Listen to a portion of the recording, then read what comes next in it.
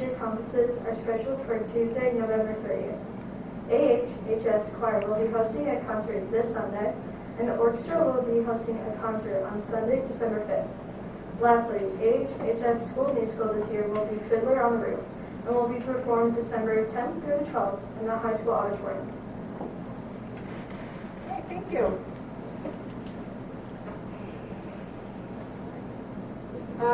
Mr. Marabelli, I know you mentioned maybe letting the public part go first. This yes. time instead of superintendent report, is that correct? Yes, that'd Okay, be great. so- And we actually are having additional challenges with the audio despite our testing. What, So- the YouTube is not working? Is that, Correct. I can work through that as we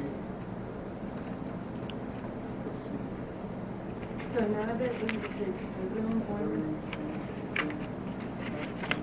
none of it has audio. And I just chatted to everybody that we're working through because there's lots of comments. and everything's plugged in? Okay. Do you want me to continue or do you want to?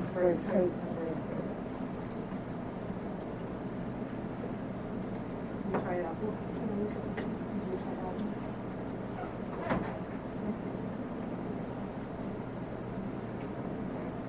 Testing.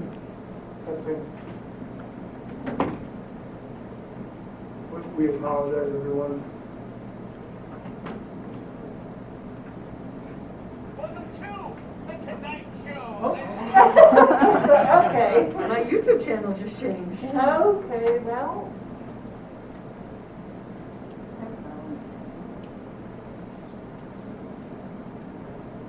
Is it on the board? Have that soundboard? Is everything on there?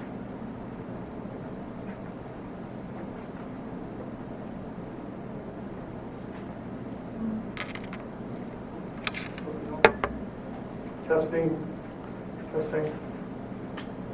So let me log into YouTube. So YouTube is hearing. Did you stop the YouTube?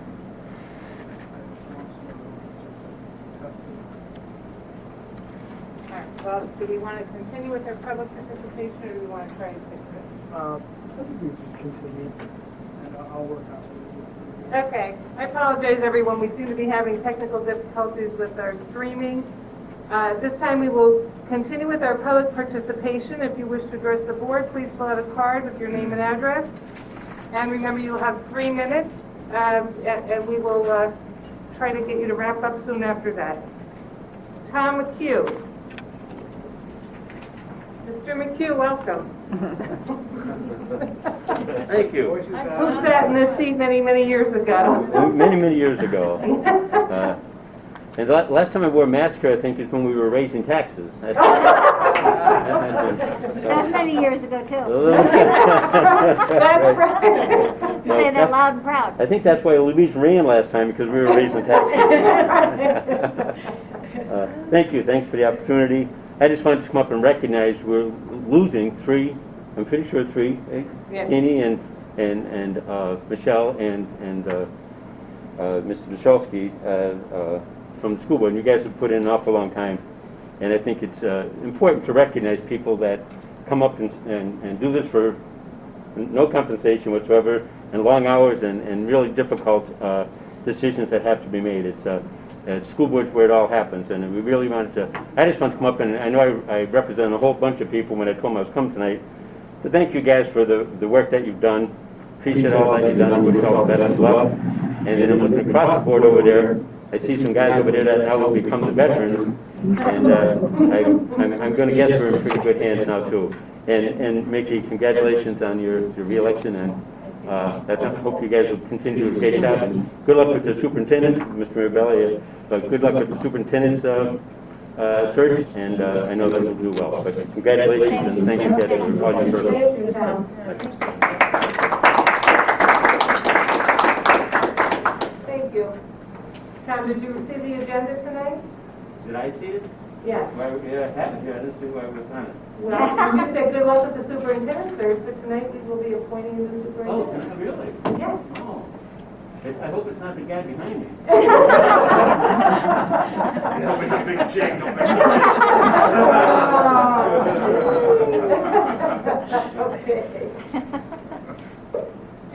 Burke.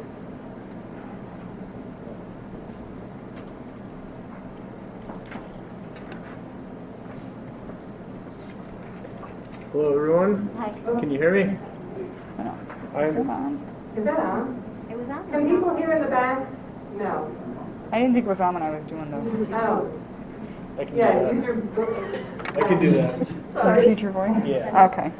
So, hi, Dr. Vitale, Mr. Marabelli, President Brochalski, the board, everybody in attendance. My name is Jason Burke. I am a 18-year veteran teacher in the district. I'm also the vice president of the Teachers Association.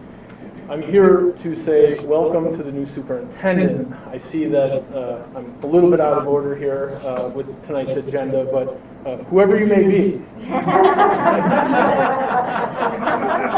I would just like to say we really look forward to a working, healthy, amicable, congenial relationship and working relationship as we move forward to make this district as great as it can be. We are dedicated to that effort, and we just want to say if there's anything that we can do to make that transition, this transition to us, any easier. The lines of communication are open. Tom Lavelle, board president, is unable to be here, and just I'm in his place, and I just want to say again, welcome to the district on behalf of the teachers, the nurses, the counselors, and the specialists of our district. Welcome. Thank you.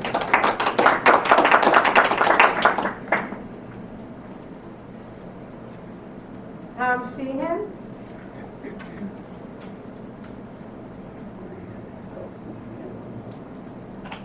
Mr. Sheehan, can you just put a mask down to come up to the microphone, please?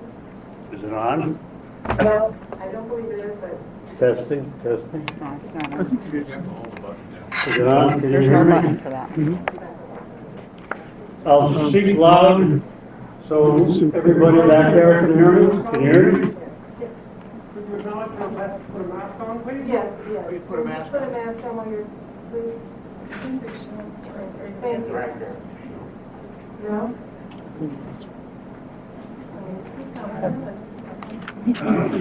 Thank you.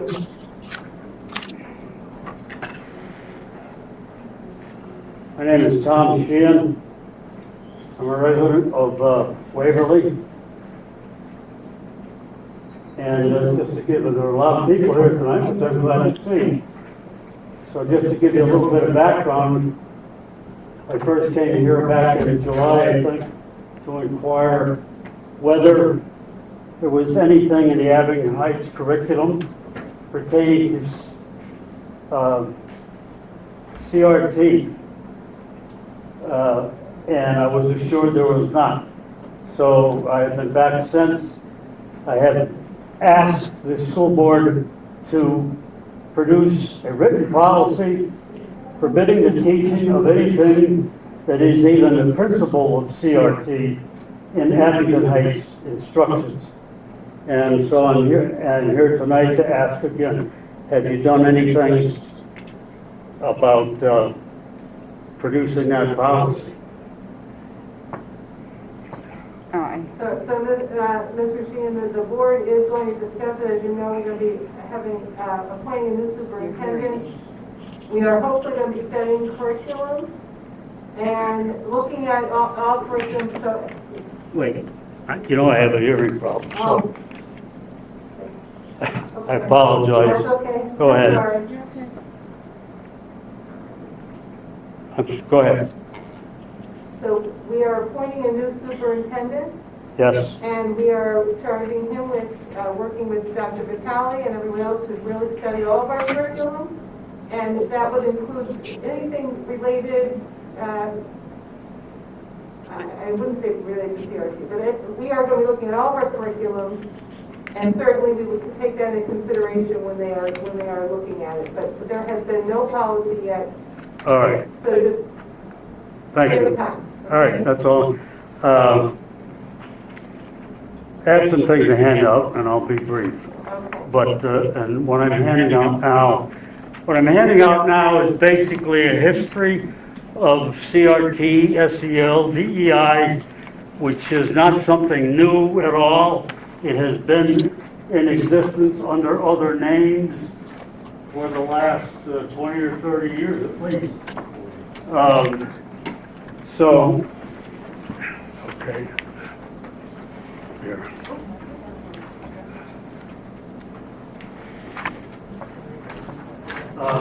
And in line with my request to ask for a written policy from the board, Abington Heights School Board, I also have here copies of a model legislation that would be intended to be distributed to the state legislators, as simply as I said, as a model. Now, there's, if you get a copy of this model legislation, I mean, you certainly can read the entire thing. But the reason that I brought this in tonight is that in Section 3, Section 3, particularly subsections 2 and 3, are something that I think the school board, local school boards might want to look at if they're considering writing producing a written policy forbidding teaching of CRT or any of its principles.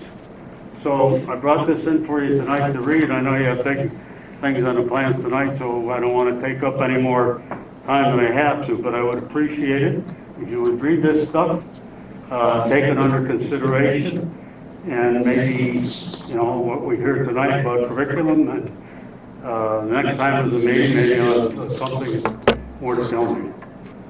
Okay? Okay, thank you. You're welcome. Okay, is there anyone else who wishes to address the board?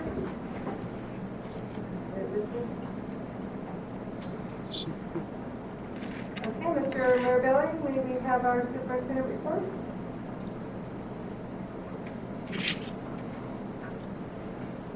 Yes, just give me one moment to find my notes.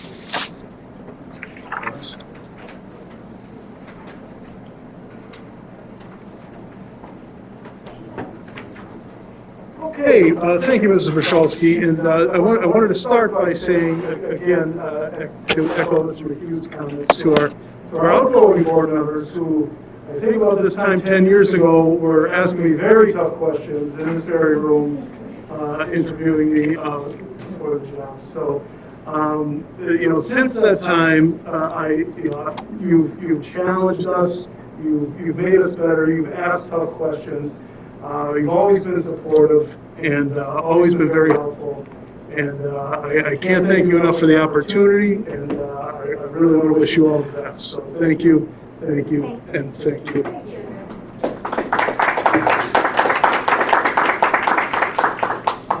So with that being said, I guess I'm on the job here about 3.5 weeks, and we've done a lot of listening, a lot of talking, and a lot of outreach, and we've had a number of folks, some in the audience, who've reached out to us with concerns and ideas and questions, and I just want to say thank you. Thank you to everyone who's reached out.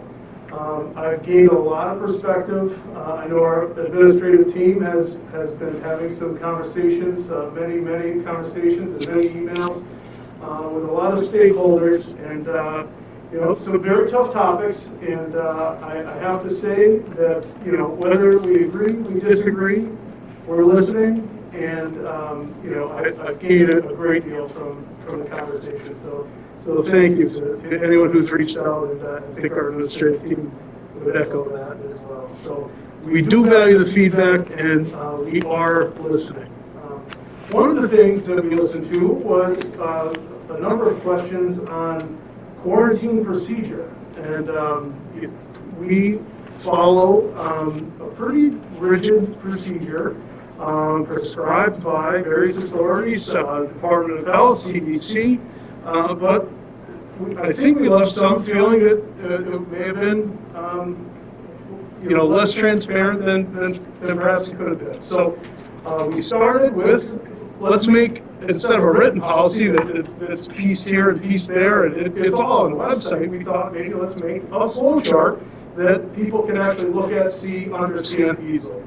And we posted that flow chart. We received immediate feedback that it needed improvement. We improved it. And then we received more immediate feedback that it needed improvement, and we improved it. So it's still not perfect, I'm sure, but it's a small example of, valuing the feedback and trying to, perhaps take the mystery out of something that it really is impacting our kids, and that is quarantine and COVID cases. And we're going to talk about that in a second. I think Dr. Vitale's got some data available for me on her presentation. So we'll highlight that quickly. As I promised, I provide some statistics.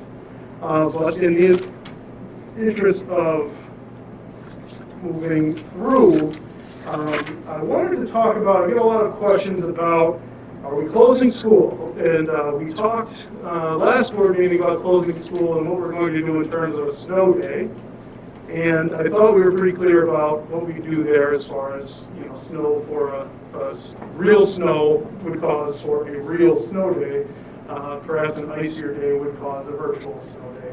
But then we received questions regarding when do you close a building with regard to COVID cases. And the Department of Health has very clear guidelines as to what would cause them to possibly recommend school closure.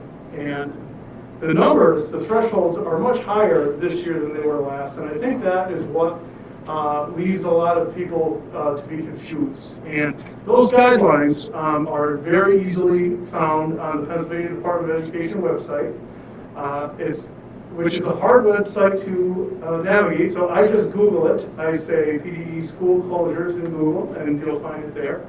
And when you go there, you'll find that the threshold is 5% positive cases divided by the number of students and staff in the building, with a floor of 25 cases in small buildings. And you can find it there. Now, pretty straightforward. There are some other factors that are listed, and we are in constant contact with the Department of Health for guidance as well. So I just wanted to make that note because I've received a very large volume of calls and emails on this topic. So I thought I would elaborate where you would find that information should you be looking for it. Another topic we've touched on in a few previous meetings is COVID testing, and specifically COVID testing in the school or performed by the school or in some fashion testing provided by a state authority in association with the school.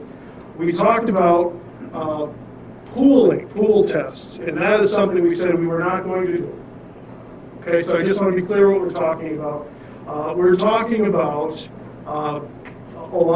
using the state prescribed vendor, which I believe is free or at little cost, to allow testing in the school, either performed by a third party or performed by our own folks. We're investigating it now. I just received an email back at about 4 o'clock before this meeting today. So we're going to investigate that, and we're going to look to make that partnership to help some students get back to school quicker, for one. Sometimes a barrier to entry in students coming back to school may be a financial one, where they perhaps are not able to get a rapid test, which can cost, you see what the retail cost could be $20, $30, and to have a physician run one could be upwards of $75, I'm told. So we want to make these tests more accessible, and we want to make education as it relates to quarantine more accessible, and we think this partnership will help, and I'll have more details to come. Does anyone have questions on that topic? Okay. So I also wanted to note, I had noted that we have a potential vaccine clinic date picked out, and we have firmed that up for the staff on Friday, November the 19th. that is at the middle school following dismissal. So that'll be for staff only. And then we have a community vaccine clinic on November the 20th. That will not be advertised through the school, and we'll send that out via Remind. That is completely optional. We will be hosting the clinic there, and that would be for the community at large for folks 5 and up. And finally, I wanted to give a quick review on masking and the quick timeline as to where we sit, because a lot has happened in the courts with regard to appeals. So just if we can rewind the tape back to August 19th, that is when the board's update to the health and safety plan occurred. And in that update, we were requiring indoor masking at all Abington Heights School District buildings for staff and students, and also while riding in district-provided transportation. Now, no matter what I say here with these updates, district-provided transportation has a federal component, so that masking requirement, as I understand it, will remain regardless of what happens. So on August 31st, Governor Wolf and the Department of Health announced a statewide masking mandate for K-12 schools effective September 7th, which superseded what the board had done. On November 8th, Governor Wolf announced the statewide mandate for K-12 schools expires on January 17th. On November 10th, the Pennsylvania Commonwealth Court throws out the Pennsylvania masking mandate. The same day or the next morning, I believe November 10th, the Pennsylvania administration files appeal to the court's decision, triggering a stay, leaving masking in place temporarily. November 16th, yesterday, Commonwealth Court orders statewide masking mandate K through 12 to expire on December the 4th. Which brings us to today. So I forwarded to the board some legal opinions from a solicitor on this matter, but I think the timeline and the chronology of events sort of brings you to where we are and where we may be headed.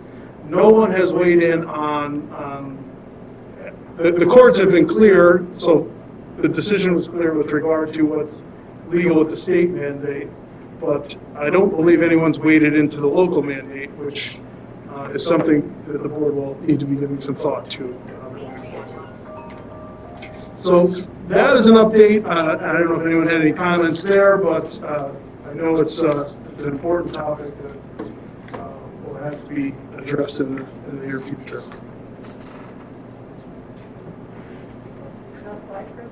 I do have one slide on the data, but just for the sake of moving through the superintendent's report, so Trump move that to the end. So I can show the data. Is it the first slide? Maybe? No, it's like embedded in. Oh, okay. I'll get to it.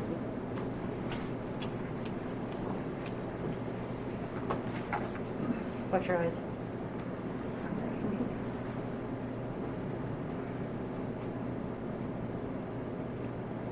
Why isn't it there? Hold on a second.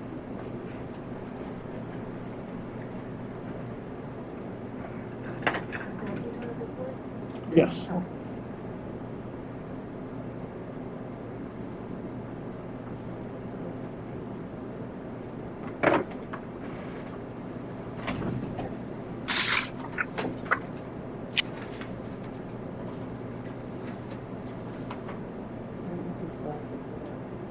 So Maggie will put that on the screen in just a minute. Here we go. So we put together some data, and again, this is all data we had, and the COVID data is, you can look at it as snapshots of time, periods of time, cumulative. There's a lot of different ways to look at it, but we received a request to have this information presented and from the public, and here we are with the information. So the first thing at the top here, we see the COVID positive cases. You can see we're trending significantly upward in September with 17 cases, October of this school year with 30, and in November, month to date, we're at 93 cases across the district, for a total of 140 cases, and which is a high number. And in the quarantines, you can see that trending right along as well. 6 quarantines in September, 44 in October, 284 in November, and for a total of 334 quarantines, which is a very high amount of quarantining. And we're looking at different ways to adjust and try to limit quarantines, particularly when students are turning up negative. Now you can also see at the bottom right that there are a number of students who were quarantined and ended up being positive after the fact there. So, and I also wanted to note the active quarantines as of the close of business yesterday, there are 124 active quarantines with 17 positive cases on our 14-day rolling.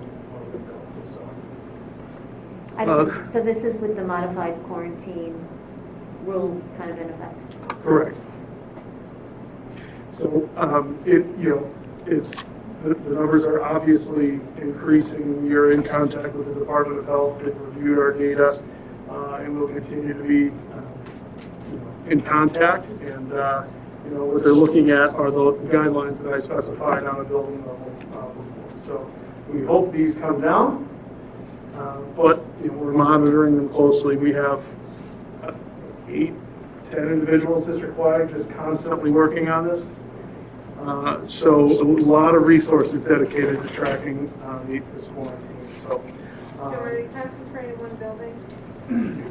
We do have a challenging spot at the middle school in particular, yes.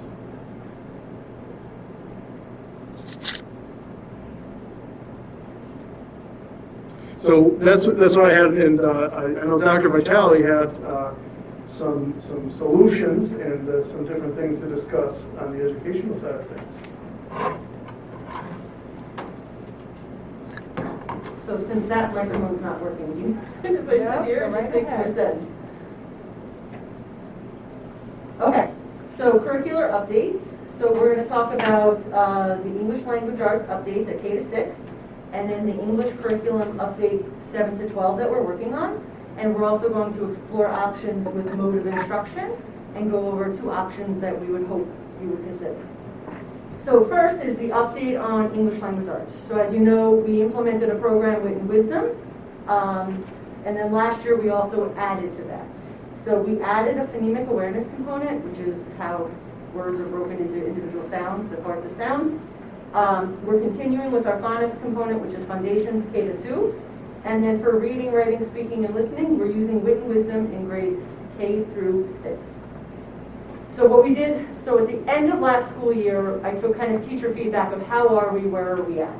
So what they've said about the program is that they think the text is good, it's rich and engaging, there's a good, strong writing component, it allows for critical thinking, it's a good, consistent routine for students, and there's a strong speaking and listening component that allows for a lot of cooperative learning. The concerns that our teachers had is that they need more professional development. Kindergarten needed more support because it's written for an all-day kindergarten program, and we have a half-day program. There were lack of answer keys and pacing, but pacing is always a concern at the implementation year, especially that we were virtual for some time. So this is how we've responded. So we're considering last year as kind of, that was not our implementation year. This is truly our implementation year of Wit and Wisdom at K to 6. We rewrote the kindergarten program to align with our actual instructional minutes. So we brought teachers in and reading specialists this summer. We looked at the program, we looked at the key content that we had to address, and we rewrote it to align with the instructional minutes that we offer our students.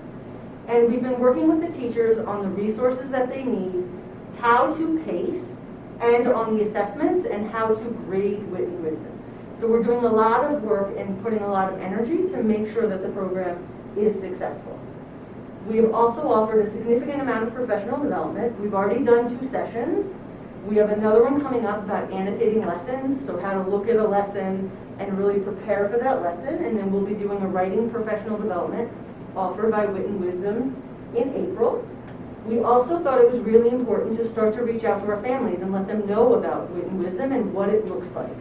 So first, we surveyed our families to see if they had an interest. They overwhelmingly had an interest to learn more. So our elementary principals are currently planning an event on December 7th, I think it might be December 6th, that might be a typo, for elementary.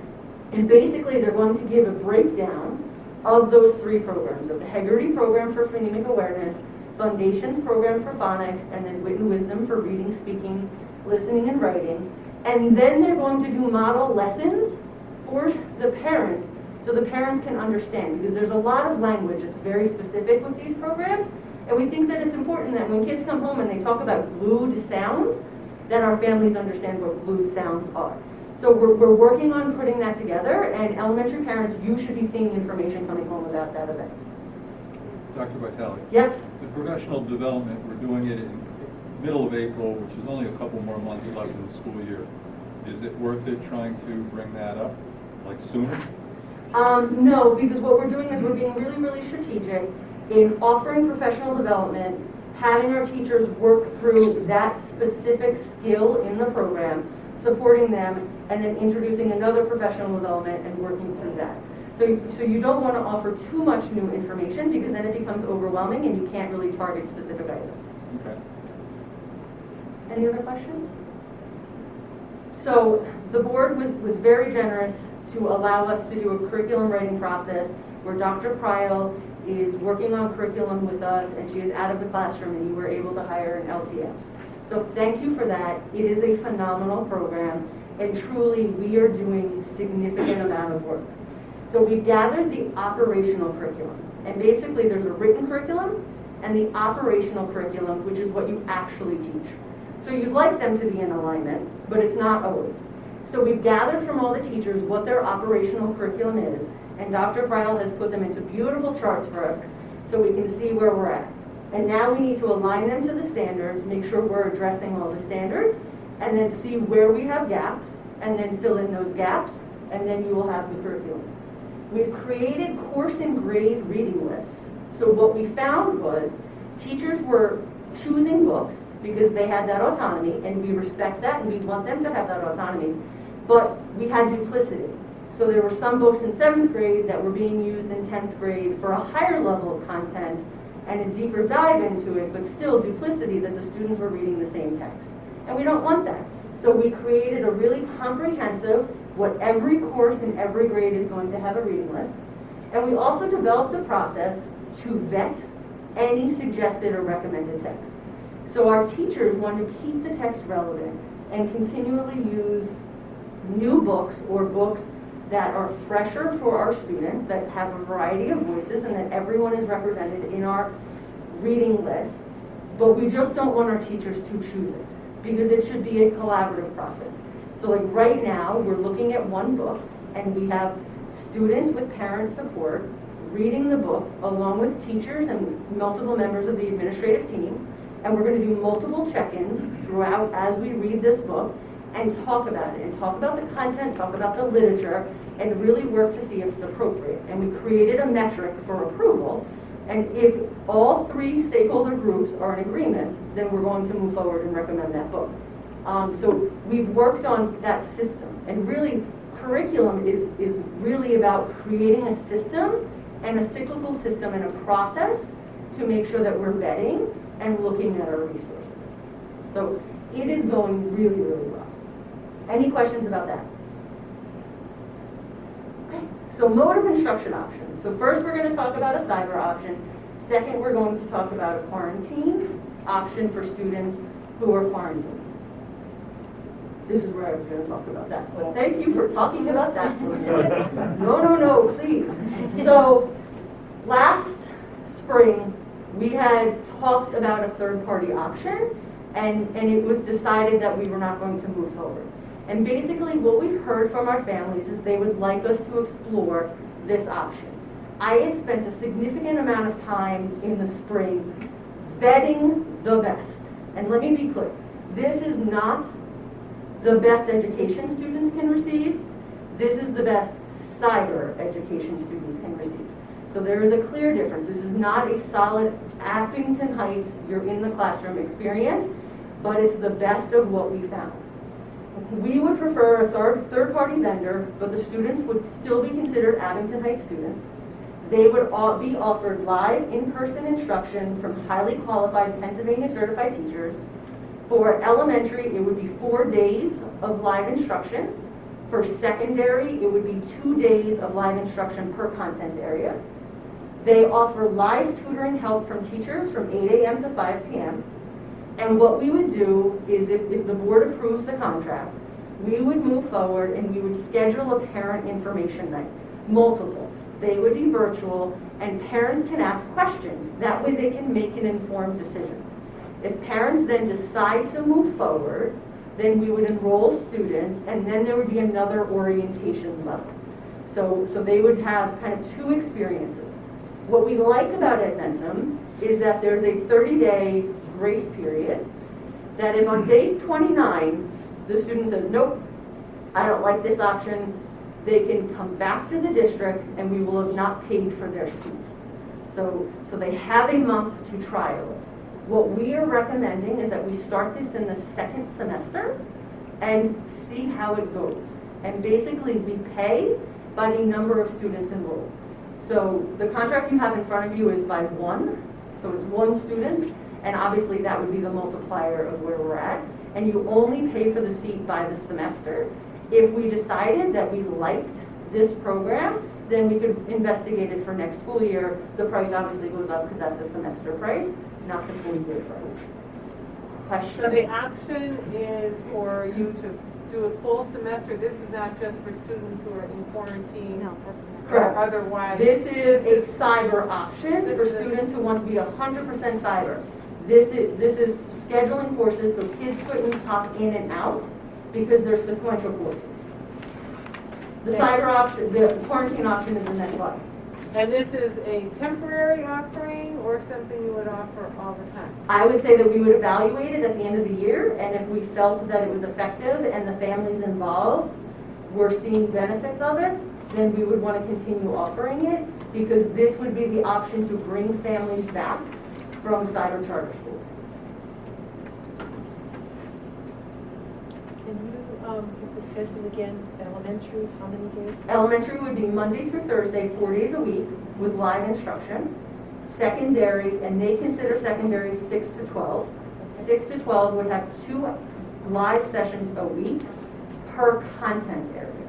So reading would have 2, math would have 2, and there's all kinds of sample schedules that they send us.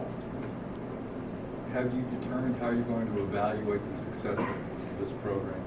So we would look at student performance. So we would do qualitative data of how do the students feel, what do they feel the benefits and the families, and then we would do quantitative data of looking at how are they performing on assessments. Absolutely. Mr. Acker, I thought you had... You answered my question before I could ask it. Any other questions? I thought you were Carnac. Mr. Azar. So you mentioned that you've been hearing a lot from parents that are asking for this, a lot more than heard asked. Is it COVID related? Some of it is COVID related. Some of it is also they want to explore their options of what they are. And as we have families withdraw and go to cyber charter schools, we try to have conversations with them of why. And there's various reasons of different options of students in sports, and they want to travel with their team, and there's a whole litany of reasons why people go to cyber charter, but this would be an Abington Heights option. Some of it is COVID related, but it's not all.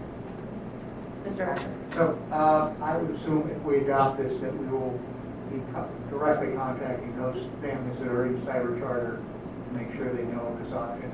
Absolutely. So we've already started to reach out with them last spring, and I would continue growing that relationship back with them and trying to welcome them back.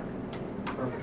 Yes. Dr. Patel, you gave us a chart in September with a reduction of tuition with the cyber charters. So are you seeing, are they rising again? They are not rising substantially, a few handful of students. But it's still a few students that should be Abington Heights students that we would love to welcome them back. Is there a minimum requirement? No. Just one student is the minimum. Any other questions? So Mr. Mirabelli and I have heard from a lot of parents, and we certainly welcome that, about the education of students in quarantine. And as you looked at our numbers, we certainly have a lot of students in quarantine, and our teachers are doing a masterful job of connecting with students and families, but the reality is there is still a finite amount of time. So what we would like to suggest is a Comet tutoring program. So this would be for students in quarantine. We would continue the current structure with Google Classroom, but we would add another layer. So this is not taking anything away, this is just adding an additional level of support. We would ask our teachers, and I kind of sent out a survey, and we have 45 teachers that are interested in doing this. We would ask them after school hours to meet with students at the specific grade level. So I would want one teacher per elementary school, one per grade level at the middle school, and then one per content level at the high school. And basically, it wouldn't be for necessarily direct instruction, but it would be for support. And if they had questions, and if they needed clarification, or that teacher could also work as a liaison with the teacher. So maybe there was an assignment that the student doesn't really understand, couldn't connect with the teacher that day, they can pop on and have a conversation with the teacher, and that teacher can offer some clarification and work through it with them. So it wouldn't be that direct instruction of lessons taught, because the reality is that would be very, very difficult to do, because you could have 4 students in 4 different grade levels that are on quarantine with 4 different teachers. But it would be just another point of contact to offer our students and our families. We would suggest 3 hours at the elementary level, and then 3 hours at the middle school a week, and then 2 hours at the high school level. And then we would look and see, and if families thought that was more than enough, or if people weren't showing up to these times, then we could decrease it. At the high school, if we thought it wasn't enough, we could certainly talk about increasing it. Okay, so the students quarantine and they are getting their instruction on Google Classroom. Correct.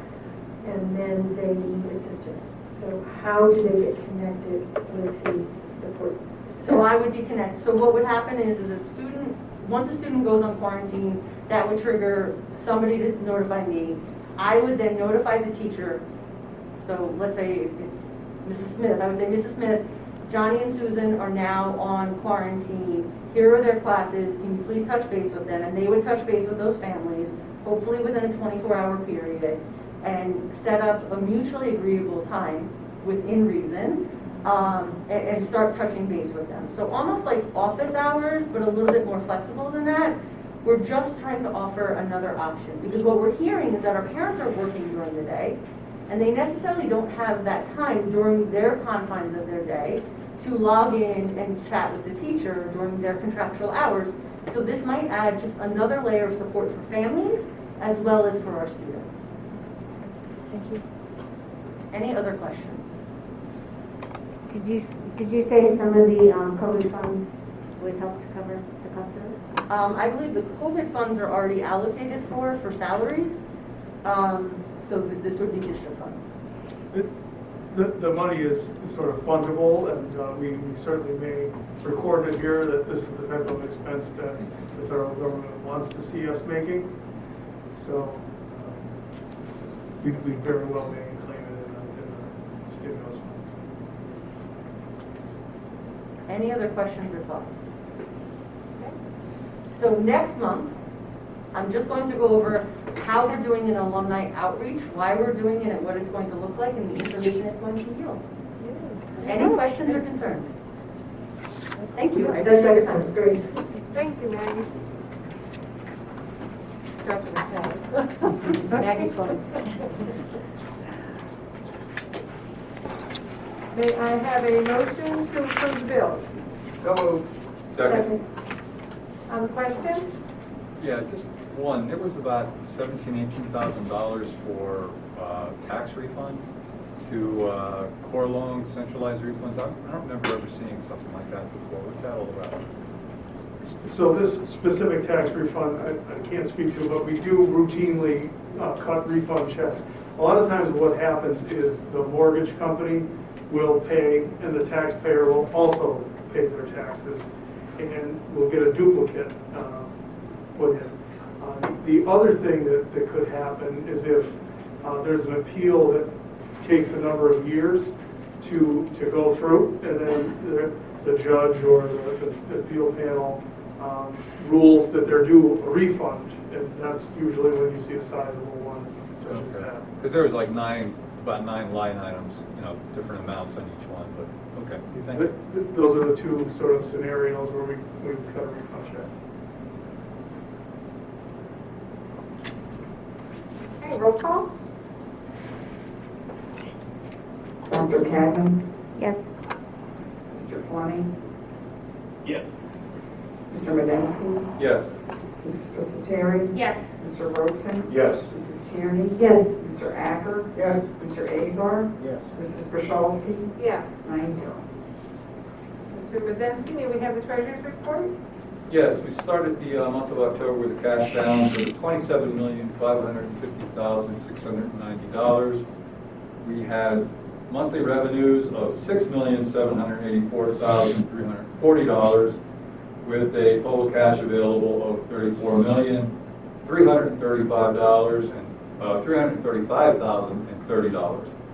Net disbursements was $4,659,108, giving us a cash balance remaining for November of $29,675,922. A motion to approve? So moved. Second. On the question? Roll call? Mr. Fleming, Yes. Mr. Medensky, Yes. Mrs. Pusateri, Yes. Mr. Robeson, Yes. Mrs. Tierney, Yes. Mr. Acker, Yes. Mr. Azar, Yes. Dr. Cadman, Yes. Mrs. Brashalski, Yes.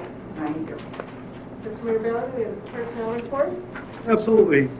Consider a motion to accept the resignations of Alexis McGee and Dulce Fruhan as in items 1 and 2. So moved. Second. On the question? Roll call? Mr. Fleming, Yes. Mr. Medensky, Yes. Mrs. Pusateri, Yes. Mr. Robeson, Yes. Mrs. Tierney, Yes. Mr. Acker, Yes. Mr. Azar, Yes. Dr. Cadman, Yes. Mrs. Brashalski, Yes. 9-0. Consider leave of absence for Jillian Langan as contained in number 3. So moved. Second. On the question? Roll call? Mr. Medensky, Yes. Mrs. Pusateri, Yes. Mr. Robeson, Yes. Mrs. Tierney, Yes. Mr. Acker, Yes. Mr. Azar, Yes. Dr. Cadman, Yes. Mr. Fleming, Yes. Mrs. Brashalski, Yes. 9-0. Consider a motion to appoint Angela Piga as contained in item 4. So moved. A second. On the question? Roll call? Mrs. Pusateri, Yes. Mr. Robeson, Yes. Mrs. Tierney, Yes. Mr. Acker, Yes. Mr. Azar, Yes. Dr. Cadman, Yes. Mr. Fleming, Yes. Mr. Medensky, Yes. Mrs. Brashalski, Yes. 9-0. Consider a motion to appoint Soren Yadlowski and Suzanne Steck as contained in number 5. So moved. Second. On the question? Roll call? Mr. Robeson, Yes. Mrs. Tierney, Yes. Mr. Acker, Yes. Mr. Azar, Yes. Dr. Cadman, Yes. Mr. Fleming, Yes. Mr. Medensky, Yes. Mrs. Pusateri, Yes. Mrs. Brashalski, Yes. 9-0. Consider a motion to approve the EDR athletic positions as contained in items 6 and 7. So moved. Second. On the question? It's either athletic or not athletic. Oh, just- and non-athletic. That's okay, no problem. Roll call? Mrs. Mrs. Tierney? Yes. Mr. Acker? Yes. Mr. Azar? Yes. Dr. Cadman? Yes. Mr. Fleming? Yes. Mr. Medensky? Yes. Mrs. Pusateri? Yes. Mr. Robeson? Yes. Mrs. Pashowski? Yes. 9-0. Mrs. Brzezowski, would you like to do the honor of the list? I would, thank you. I consider a motion to appoint Dr. Christopher Shaffer as Abington Heights School District Superintendent at a salary of $165,000, effective upon release from current employment. So moved. Second. Second. And on the question? And Dr. Shaffer is here.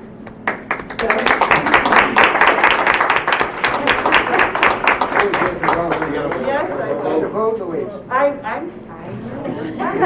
hoping this is a testing group. Okay, Dr. Shaffer, we're just going to take the vote, and then we'd like to have you introduce yourself. Fantastic. Okay? By all means, vote first. Okay, roll call. Mr. Acker? Yes. Mr. Azar? Yes. Dr. Cadman? Yes. Mr. Fleming? Yes. Mr. Medensky? Yes. Mrs. Pusateri? Yes. Mr. Robeson? Yes. Mrs. Tierney? Yes. Mrs. Pashowski? Yes. 9-0.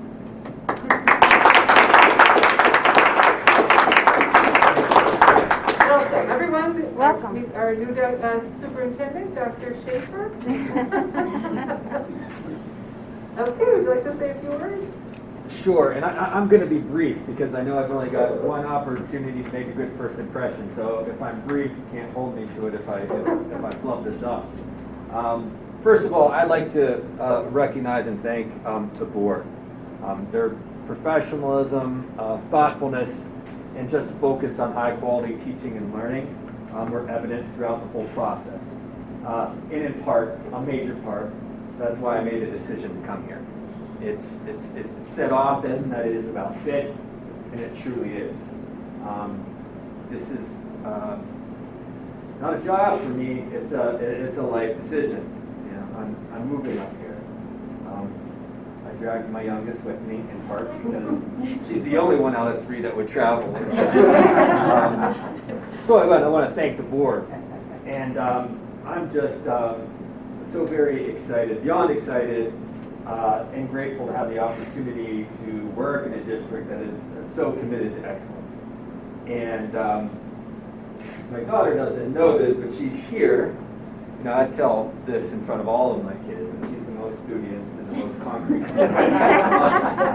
She thinks her job is to critique me, so we're in the car, she's going to be giving me feedback on my speaking skills.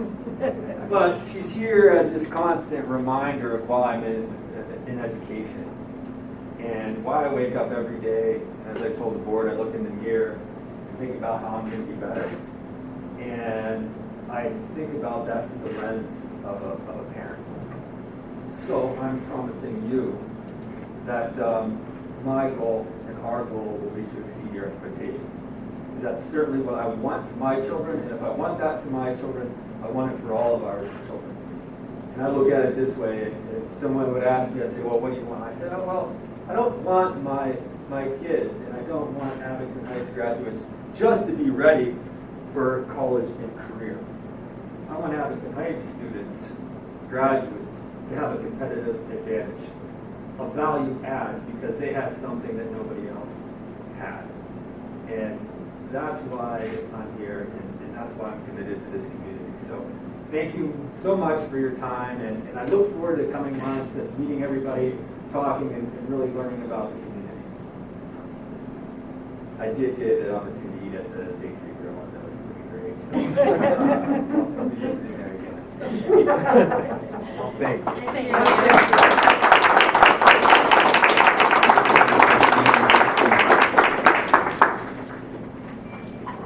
So Dr. Shaffer did make an impression on all of us, and we are really looking forward to him joining us, and we expect great things, and hope the community welcomes him, and good things are yet to come, I think, right?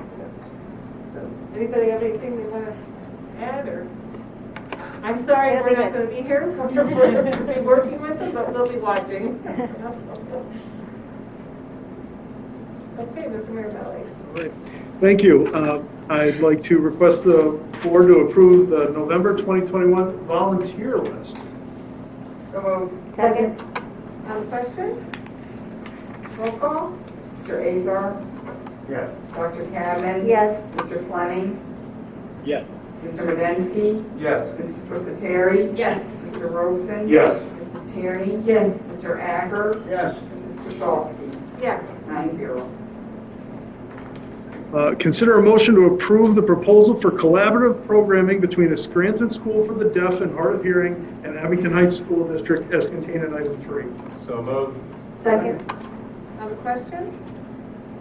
Roll call? Dr. Cadman? Yes. Mr. Fleming? Yes. Mr. Medensky? Yes. Mrs. Pusateri? Yes. Mr. Robeson? Yes. Mrs. Tierney? Yes. Mr. Acker? Yes. Mr. Azar? Yes. Mrs. Pachowski? Yes. 9-0. Consider a motion to approve the agreement with Soliant Health for psychological evaluation services as contained in item 4. So moved. Second. On the question? Roll call? Mr. Fleming? Yes. Mr. Medensky? Yes. Mrs. Pusateri? Yes. Mr. Robeson? Yes. Mrs. Tierney? Yes. Mr. Acker? Yes. Mr. Azar? Yes. Dr. Cadman? Yes. Mrs. Pachowski? Yes. 9-0. Consider a motion to approve the Abington Heights School District 2021 annual financial report as presented in item 5. So moved. Second. On the question? Roll call? Mr. Medensky? Yes. Mrs. Pusateri? Yes. Mr. Robeson? Yes. Mrs. Tierney? Yes. Mr. Acker? Yes. Mr. Azar? Yes. Dr. Cadman? Yes. Mr. Fleming? Yes. Mrs. Pachowski? Yes. 9-0. Consider a motion to approve the agreement with Edmentum for distance learning services as contained in item 6. So moved. Second. On the question? When will you start offering this? Second semester. I know, but I mean, to parent, when are you going to start? So as soon as we get this tomorrow, I'll reach out to them and we'll start setting up parent sessions so parents can learn more information and then students would be enrolled for January for the second semester. Are we concerned that more people will go virtual? Like, you know, they're not going to go charter cyber, but if they have this, they might. So we definitely discussed it. So Mr. Snyder, Mrs. Leonard, and Mr. Evans and I met with Edmentum, and following we kind of debriefed and we discussed that we might see it. But the reality is then we have to meet with those families and talk about what their needs are and how they feel we're not meeting those needs and address it really on a case-by-case basis. And anecdotal, all the evidence we have is anecdotal and through our conversations, relationships, but I do know lifting of the mask mandate will be a concern for some families at whatever point that happens, that they'll require or look to another option, and currently the other option is $11,000 and $21,000 depending on the student. Dr. Vitelli, when we were discussing this last spring, was this one that you were looking at, or is this a different one? No, this is the vendor that I spent a significant amount. I spent a significant amount of time with all of them, but this is the vendor that we really dug in deep with, and we were going to recommend last spring. Thank you. Okay, roll call? Mrs. Pusateri? Yes. Mr. Robeson? Yes. Mrs. Tierney? Yes. Mr. Acker? Yes. Mr. Azar? Yes. Dr. Cadman? Yes. Mr. Fleming? Yes. Mr. Medensky? Yes. Mrs. Pachowski? Yes. 9-0. Okay, the remaining items are informational. Do we have any new business? Yes. I would like to compliment Mr. Pachowski for a fine job leading this board over the last few years, and wish Mr. Cadman and Mr. Perry the very best. Again, thank them for the wonderful service they've given to the Abington High School District and the community. Thank you. Thank you. Thank you. Thank you. You will be missed. You really missed it. Well, I will miss it. It's a little surreal, actually, after 16 years. How about you, Jean?